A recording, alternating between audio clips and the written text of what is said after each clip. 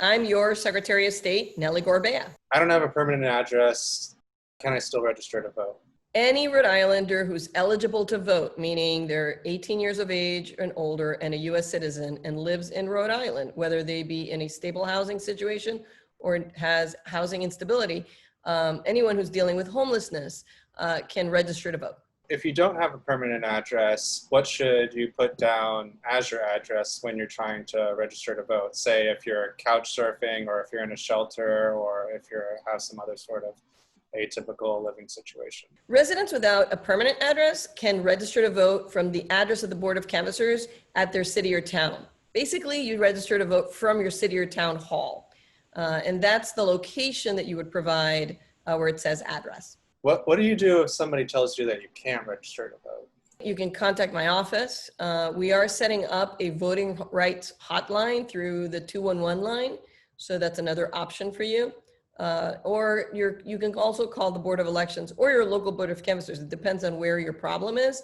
But first and foremost, just call my office. We're happy to help. It's 222-2340. In order to vote, you'll need to bring one of the following forms of ID: a Rhode Island driver's license or permit, Rhode Island voter ID card, a U.S. passport, an ID issued by a U.S. educational institution, a U.S. military ID, an ID issued by the United States or the state of Rhode Island, a government-issued medical card, or a tribal ID.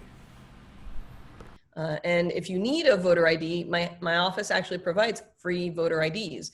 Just call 222-2340 to set up an appointment. When do we vote, and how does it work? This election season, it's really important that voters know that they have 3 different ways to vote. You can vote from home or from wherever you're living with a mail ballot that's sent to that location. You can vote early in person. So meaning that you just show up at city or town hall 20 days before the election or the primary. Or you can actually vote on the primary day or election day. So you have 3 different ways to make your vote matter. What if somebody tells you they can't? It's very clear that voters understand that they have a right to vote. And no eligible voter should be turned away to be told to go find another ID because somehow there's a question. Whenever there's a question with a voter, you should be given a provisional ballot. All it means is that you're going to be given the same ballot as everybody else. You're going to be asked to fill out a form and to swear that you're eligible. And then that form will be evaluated. And if everything checks out, then your ballot envelope will be open and your ballot will be counted. So, for example, voters who don't bring an ID to the polls don't have to go back home or wherever they are to find it. They just vote using a standard provisional ballot, which, like I said, would be counted if the signature that they give at the polling place matches their signature on their voter registration card.